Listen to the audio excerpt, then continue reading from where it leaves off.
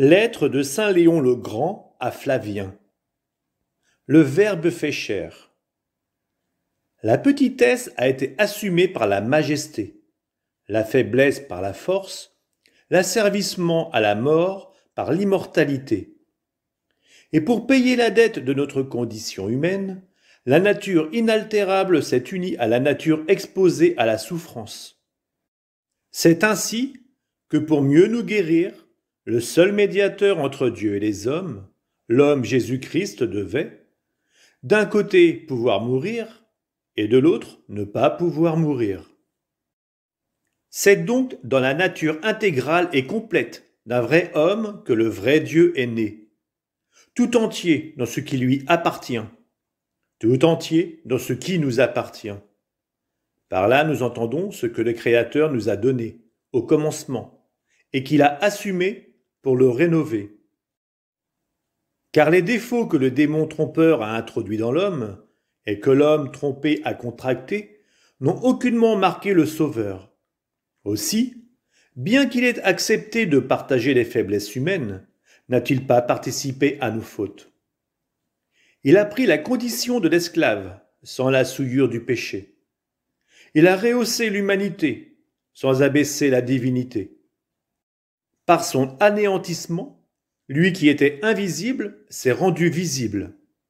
Le Créateur et Seigneur de toutes choses a voulu être un mortel parmi les autres.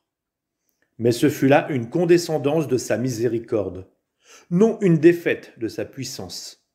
Par conséquent, lui qui a fait l'homme en demeurant dans la condition de Dieu, c'est encore lui qui s'est fait homme en adoptant la condition d'esclave.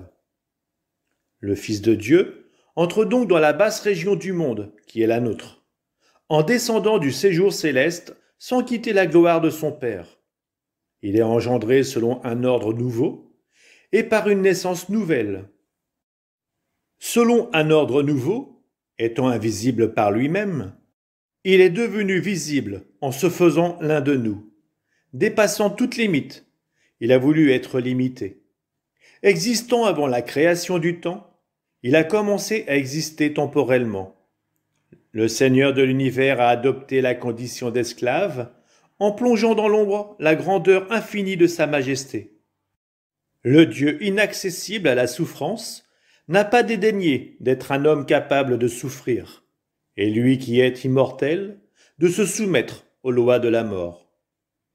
En effet, le même qui est vrai Dieu est aussi vrai homme. Il n'y a aucun mensonge dans cette unité, puisque la bassesse de l'homme et la hauteur de la divinité se sont unies dans cet échange.